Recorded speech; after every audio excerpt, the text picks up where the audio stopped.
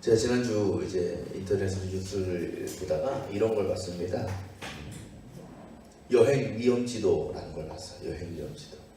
이게 뭐냐면 국제 위험 관리 단체가 인터내셔널 SOS라는 단체가 있는데 거기서 전 세계 국가의 위험도를 조사해서 위험 지수를 매긴 겁니다. 이 조사는 세 가지 부분으로 나눴어요. 도로 안전에 관한 것, 또 의료 문제에 관한 것, 또 범죄 및 보안의 문제에 관한 이 세 가지 측면으로 조사를 했습니다.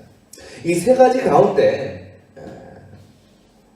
우리가 어떻게 보면 삶에 가장 와닿는 범죄, 이런 안전, 보안 이런 걸 토대로 한 조사를 보니까 가장 안전한 국가가 어느 나라냐 했더니 덴마크, 스위스, 스위tzerlän드, 슬로베니아 이런 나라들이었어요. 그러니까 우리가 흔히 말하는 북유럽 국가들이 이런 보안이나 어떤 범죄 면에서 가장 안전하다라는 거죠.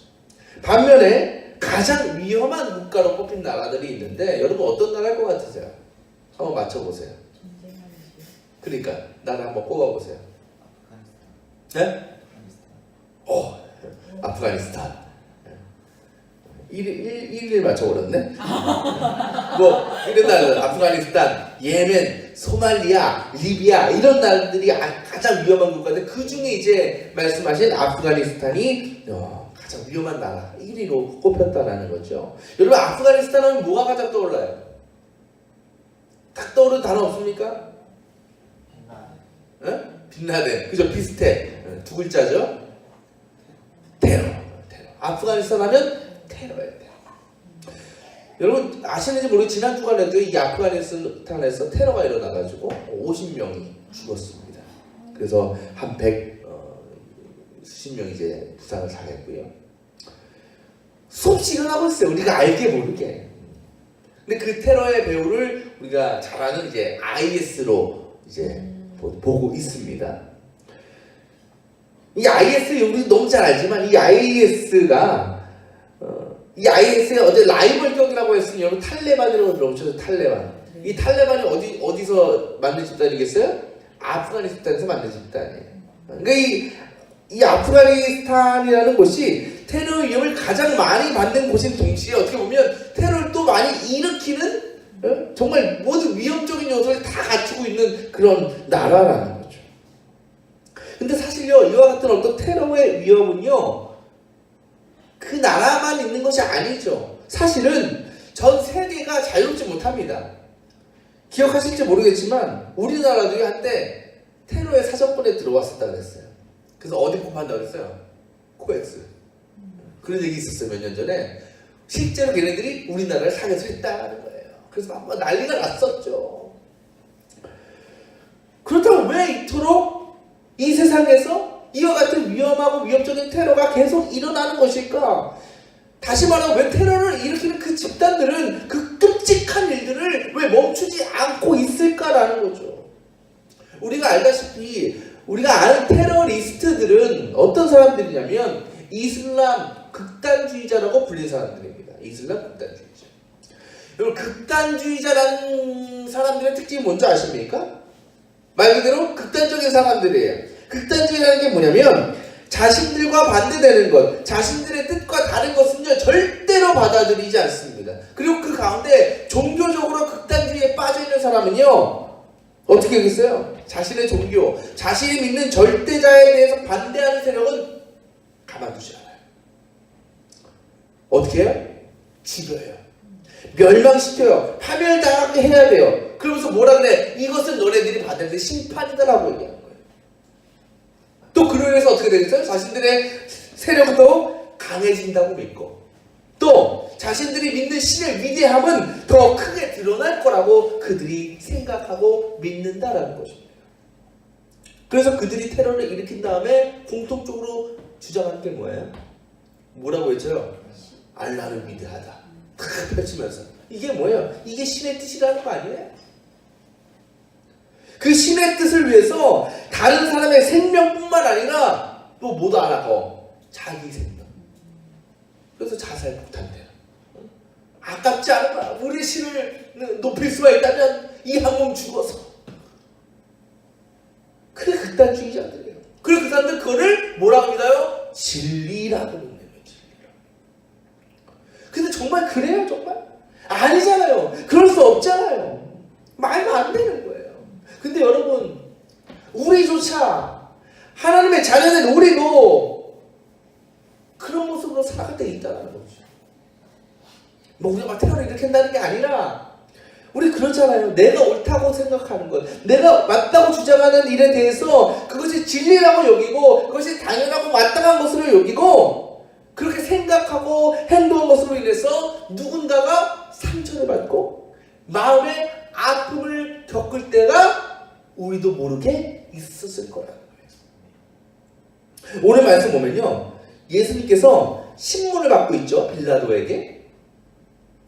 근데 빌라도가 예수께 이렇게 물어봅니다. 뭐라고 물어보냐면 당신이 유대인들의 왕이오라고 물어봐요. 빌라도의 질문에 예수께서 대답하시죠. 뭐라고 했어요? 34절에 당신이 하는 그 말은 당신의 생각에서 나온 말이요, 그렇지 않으면 나에 관하여 다른 사람들이 말하여 준 것이요. 이 말은 뭐냐면 네가 나를 유대인의 왕으로 물어보는 것이 너의 생각이냐, 아니면 다른 사람들이 그렇다고 얘기해서 나한테 그렇게 물어보는 거냐라는 질문이죠. 반문이죠. 그 반문에 빌라도가 뭐라고 대답하냐면 35절에 내가 유대 사람이란 말이요? 이렇게 나오죠? 그 다음 뭐라 그래요? 당신의 동족과 대제사장들이 당신을 내게 넘겨주었어. 당신은 뭐라 그래? 무슨 일을 하였어? 이 말은 뭐냐면 먼저 빌라도는 뭐라고 얘기해? 나는 유대인이 아니다라는 것을 밝히고 있죠. 이 말에 담긴 의미 뭐냐? 나는 유대인이 아니기 때문에 당신이 유대인의 왕이든 아니든 상관이 있어 없어? 상관이 없다라고 먼저 밝히고 있어요. 그러면서 뭐라고 얘기하냐 마지막에? 당신은 무슨 일을 하였어? 근데 지금 뭐에 집중하는 거예요? 빌라도는 예수님의 존재가 아니라 네가 무슨 일을 했느냐를 보고 있는 거죠. 그 빌라도는요 철저히 자신의 지금 위치, 자신이 해야 되는 일에 초점을 맞추고 예수님을 바라보고 있는 거예요. 그러니까 유대 총독 아닙니까? 총독이 하는 일이 뭐래요? 재판하는 거 아니에요. 재판에서 잘잘못을 따지는 거 아닙니까? 지금 빌라도는 철저히 그 입장에서 재판만 잘하면 돼, 이 사람. 그래서 그게 또 자신의 심상이 좋지 않겠어요? 그래서 그 사건에 대해서 일만 잘 처리하면 되지, 그렇게 생각하면서 예수 유대인이 왕건 아닌가 상관없이 뭔 일 했냐 도대체, 뭔 짓을 저질렀냐, 이 질문에 집중하고 있다는 거죠. 다음 주면 벌써 이제 12월 첫째 주죠. 12월 첫째 주부터 뭐가 시작됩니까, 여러분? 대강절, 강림절이 시작됩니다. 예수님 오심을 기다리는 절기죠. 주님이 우리 이 땅에 오신 목적이 뭐예요? 우리 너무도 잘 알잖아요. 죄로 죽을 수밖에 없는 우리를 구원하시기 위해서, 곧 뭘 주시기 위해서? 생명을 주시기 위해서 오셨어요. 영생을 주시기 위해서 오셨다라는 것입니다. 그렇다고 모든 인간이 예수님께서 허락하시는 그 영생을 누릴 수가 없습니다. 그 영원한 생명은 누가 얻을 수 있어요? 죄인으로서 자신의 죄를 회개하고 예수님을 구주로 영접한 성도만이 누릴 수 있는 영광입니다.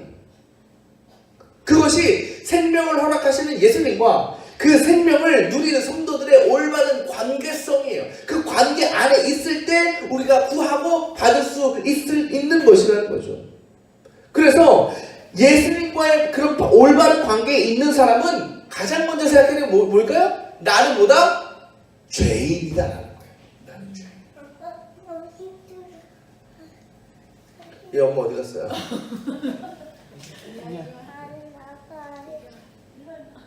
나는 뭐다? 죄인이다라는 거죠. 그러니까 나는 죄인이다라고 생각하기 때문에 뭐라고 생각해? 그 영원한 생명을 주시는 예수님을 벗어나면 나는 뭐다? 죽는다라는 마음도 있는 거예요. 여러분, 큰 병에 걸린 사람이 있다고 칩시다. 그 사람이 뭘 구할까요? 그 환자가 구하는 게 뭘까요? 야, 나 돈 좀 많이 벌었으면 좋겠다. 맛있는 거 좀 많이, 지금 음식도 제대로 먹는데 진짜 원하는 음식 먹었으면 좋겠다. 나 지금 직장 목표하면 승진 좀 했으면 좋겠다. 이런 거 원하겠어요? 그런 건 다 쓰레기야. 그 사람 입장에서 한 건 뭐밖에 없어. 낫는 거밖에 없어요. 낫는 거. 세상 아무리 살중에 중요해도 그 환자는요, 자신의 병이 낫는 그 한 가지 치유만을 원하는 거예요. 왜? 환자이기 때문에. 환자이기 때문에. 우리가 정말 죄인의 입장에 섰다면, 내가 죄인의 것을 뼈저리게 느끼고 깨달은다면, 그런 우리가 주님께 구해야 될 것은 뭐밖에 없어요? 생명밖에 없는 거예요. 생명밖에. 왜? 생명이 없으면 죽으니까. 예수님이 없으면 영원히 죽게 되니까. 빌라도는요, 예수님하고 아무런 관계가 없는 사람이었어요. 그죠? 그런 관계성 안에 있지 않았습니다. 그래서 그는요, 오직 자신의 일, 그 영역 안에서만 예수님을 바라볼 수밖에 없었어요. 때문에 예수님, 구세주 예수님 바로 앞에 계신데도 그 안에서 어떤 생명, 천국, 구원을 바라보지 못하고 그저 뭐만 관심 있는 거예요? 니한테 죄가 있냐 없냐? 네가 뭔 짓을 했냐? 그것만 관심을 갖고 바라본다는 거예요. 또 왜 그것을 바라봤냐? 그것이 나중에 유대인들로부터 더 큰 신임을 얻을 수 있고 더 큰 인기를 얻을 수 있는 일이었기 때문에 더 그랬다는 거예요. 그래서 결국 그 일을 저지르잖아요. 근데 우리가요, 이 빌라도처럼 살 때가 있다라는 거예요. 뭐냐면 그냥 내 입장, 내가 처한 상황, 그 안에서만 주님을 바라보는 겁니다. 많은 그리스도인들이 내게 중요한 것은 나중에 받을 영광, 뭐 천국, 영원한 생명 이런 거 아니고 그냥 이 땅에서 많이 누리고 잘 먹고 잘 사는 것, 그것만을 바라고 있다라는 거예요. 당장 내가 원하는 일들이, 내가 하는 사업들이 잘 되기만을 소망하고 있습니다. 예수님께서 생명과, 예수님께서 받은 그 생명과 사랑을 바라보기보다는 그저 나를 도와주시고 나의 삶을 이롭게 해주실 가능성만을 예수님께 구하는 거예요. 근데 이게 성도들 간의 관계 안에서도 그렇습니다. 무슨 말이냐면 나에게 유익이 되는 그 선 안에서만 관계를 맺으려고 해요. 마음에 맞는 사람, 뭐 학벌 비슷한 사람, 지위와 위치가 비슷한 사람, 끼리끼리. 그러니까 성도들 간의 만남과 교제가 정말 주님의 말씀과 사랑 안에서 하나가 되고 그렇게 만들어가는 것이 아니라 내 입장과 내 마음에 맞는 그 조건 안에서 교제하고 관계를 맺어나가는 거예요. 그런 관계 안에 있을 때 뭐밖에 할 수 없겠어요? 할 수 있는 게 뭐겠어요? 내 입장만 고수하는 거예요. 내가 이렇다, 내가 이러니까 날 좀 도와달라, 내가 생각하고 내가 말한 것이 옳으니까 너희들은 그것만을 따라와라, 이렇게 강요를 합니다. 그러다가 제가 앞서 말씀드린 것처럼 내가 살기 위해서, 내가 못하는 것을 드러내기 위해서 다른 이들을 외면하고 상처를 주고 아프게 할 때가 있다는 거죠. 그러면서 뭐라 그래요? 야, 어쩔 수 없어. 니네가 상처받고 고통받는 건 내 잘못이 아니라 내가 말한 진리를 받아들이지 않는 너희 때문이야, 이렇게 생각합니다. 그런 우리들에게 또 빌라도에게 예수께서 말씀하십니다. 36절, 내 나라는 이 세상에 속한 것이 아니다라는 거예요. 이 말씀이 무슨 의미겠어요? 우리가 살아가는 이 세상이라는 곳과 주님께서 말씀하시는 세상은 너무나 완전히 다른 세상이라는 거예요. 더 정확하게 얘기하면 예수님은 이 세상에 속한 어떤 한 국가의 왕으로 오신 것이 아니라 세상에 속하지 않은 그 나라가 어디겠어요? 하나님 나라죠. 천국의 왕으로 세상에 오셨다라는 것입니다. 우리는요, 주님의 부르심에 응답한 사람들이에요. 그래서 주님의 자녀가 됐고요, 하나님 나라의 백성이 되었다고 믿는 사람들입니다. 그 나라는 어떤 나라라고요? 오늘 말씀처럼 이 세상에 속한 나라가 아닌 것입니다. 그렇다면 우리는 어떻게 살아야 되겠습니까? 하나님 나라에 속한 사람이라면 하나님 나라에 속한 자로서 살아야 될 거 아니에요. 하지만 문제는 그럼에도 우리는 이 세상 속에서 살아갈 수밖에 없는 존재라는 거예요. 그런 상황에서 우리가 가장 관심을 갖고 구해야 될 것은 뭐냐? 바로 우리가 하나님 나라에 속한 존재이지만 그러면서 이 땅에, 이 세상에 살아야 될 존재라면 어떤 마음과 어떤 자세로 우리가 이 세상을 살아가야 되는가요? 하나님의 백성된 자녀로서 이 세상을 어떻게 살아가느냐, 이게 우리가 하나님께 가장 구해야 될 질문이라는 거예요. 오늘 말씀은 예수님께서 빌라도에게 자신의 존재도 막 설명해 주셔요. 나 이렇게. 왜 설명해 주시겠어요? 야, 너도 이제 좀 깨달아라. 나를 좀 믿어라. 너도 구원 받아야지 이놈아. 언제까지 유대인들 휘둘려가지고 그럴 거야. 내가 너 구원해줄게. 계속 설명해 주시는 거예요. 예수님을 그렇게 사랑하셨다라는 거예요. 근데 관심이 없어 빌라도는. 그러니까 아무리 진리를 말씀하셔도 의미를 못 깨달아요. 그래서 오늘 말씀 마지막에 뭐라고 물어봐요? 진리가 무엇이요? 이것은요, 진리를 가르쳐 달라는 게 아니에요. 그런 의미로 물어본 것이 아닙니다. 이 질문이 이런 거예요. 야, 뭔데 자꾸 진리 하냐? 아우 듣기 싫어. 그만 좀 해. 이런 의미인 거예요. 어떻게 보면 조롱의 의미가 담긴 말이었다는 거죠. 빌라도는요, 진리가 필요 없었어요. 아니, 더 정확히 얘기하면 그의 진리는 뭐예요? 자신의 자리를 잘 지키고 유지하는 방법. 그게 그에게 진리였어요. 그리고 그 일을 위해서 그 진리가 진짜인 줄 옳다고 믿고 예수님을 죽인 것 아닙니까? 많은 그리스도인들이 예수를 믿는다고 하지만 예수를 따라 살진 않습니다. 예수께서 말씀하시는 진리에 대해서는 관심이 별로 없습니다. 마치 빌라도처럼 진리가 뭐 그렇게 중요합니까? 그런 속마음이 우리 안에 있을지 모릅니다. 사실 그래요.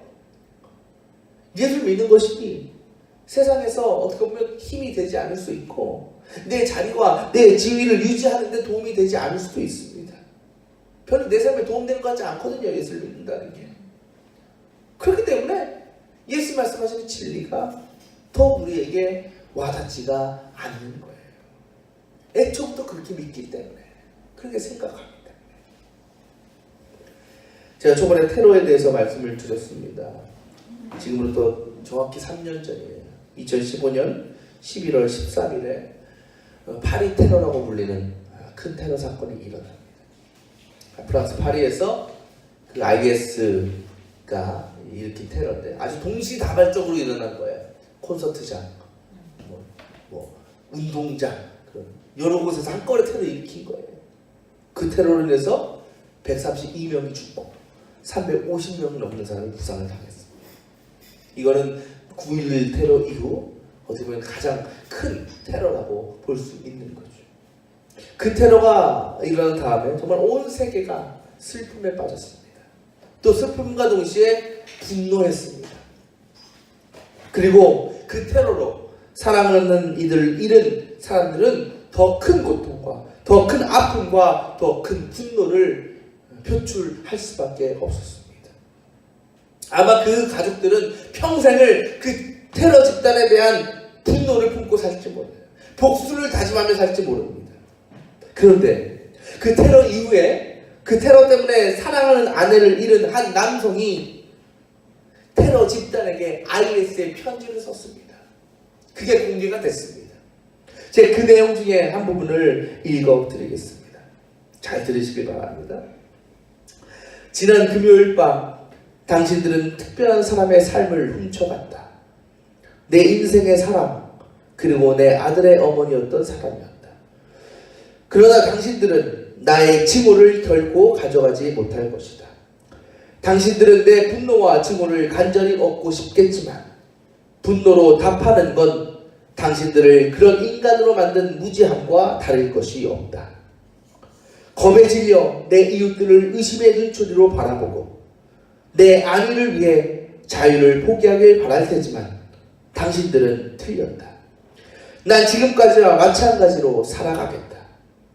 당신들은 작은 승리를 거두었을지 모르겠지만 그 승리는 오래가지 않을 것이다. 아내가 날마다 우리와 함께할 것을, 당신들이 절대로 가지 못할 자유로운 영혼의 천국에서 다시 만날 것을 난 알고 있다. 난 더 이상 당신들에게 시간을 낼 수 없다. 난 지금 막 낮잠에서 깬 갓 17개월 된 아들에게 가야 한다. 아들은 매일 그랬던 것처럼 밥을 먹고 함께 시간을 보낼 것이다. 이 작은 아이는 행복하고 자유롭게 삶으로써 당신들을 괴롭힐 것이다. 그러므로 당신들은 내 아들의 지고도 절대 가져가지 못할 것이다. 라는 편지. 이 편지에서 이 아버지는 그 테러범들에 대한 어떤 원망과 분노를 품지 않겠다고 고백합니다. 오히려 뭐라고 얘기합니까? 보란듯이 행복하게 살 거다, 잘 살아갈 거다 라고 다짐하고 있습니다. 보통 사람들 같으면 온갖 분노와 원망과 절망의 말로 편지를 썼겠지만, 악을 악으로 갚으려 했겠지만, 이 사람은 아니었다는 겁니다. 그의 이러한 다짐과 결단이 여러분 무엇으로 인한 것이라고 생각합니까? 바로 이 편지가 고백했듯이 언젠가 아내를 다시 만날 수 있다는 천국에 대한 소망이 그 안에 있었기 때문에 이런 고백을 할 수 있었지 않았을까요? 그는 그 진리를 믿었던 사람이에요. 천국에 대한 소망. 그 진리 안에서 주님이 원하시는 대로 악을 뭐로 싸우는 거예요? 선으로 싸워서 승리하는 모습을 보여주었다는 거죠. 비록 3년이 지났지만 저는 믿습니다. 이분의 이름도 모르고 얼굴도 모르지만 분명히 지금도 이제는 한 4-5살 됐겠죠. 그 아들과 정말 보란듯이 행복하게 살고 있을 거라는 거. 여러분, 주님은요, 우리가 내 유익과 내 만족, 그것을 위해서 다리들을 죽이고 상처 입히는 게 아니라 하나님 나라에 속한 자로서 하나님 나라의 유익과 그리고 다른 이들을 위해서 낮아지고 희생할 수 있기를 원하시고 계십니다. 당장은 그것이 손해보는 것 같고 아무런 유익이 되지 못하는 것 같아도 결국 그것이 모든 것을 이기고 승리하는 가장 복된 삶인 줄 믿습니다. 그것이 주님께서 말씀하시는 진리라는 거예요. 왜? 주님이 그렇게 사셨으니까. 주님이 사신 삶이 저와 여러분에게 진리인 줄 믿으시길 바랍니다. 우리 모두 성도들이 잠시 살아가는 이 세상에 속한 자가 아니라 비록 이 세상에 속해 살지만 결국은 하나님 나라에 속한 자로서 늘 천국의 소망과 하늘의 영광을 품고 주님의 진리 안에서 놀라운 믿음의 열매를 거둬나가는 우리 모든 성도들이 되시기를 축원합니다. 기도하겠습니다.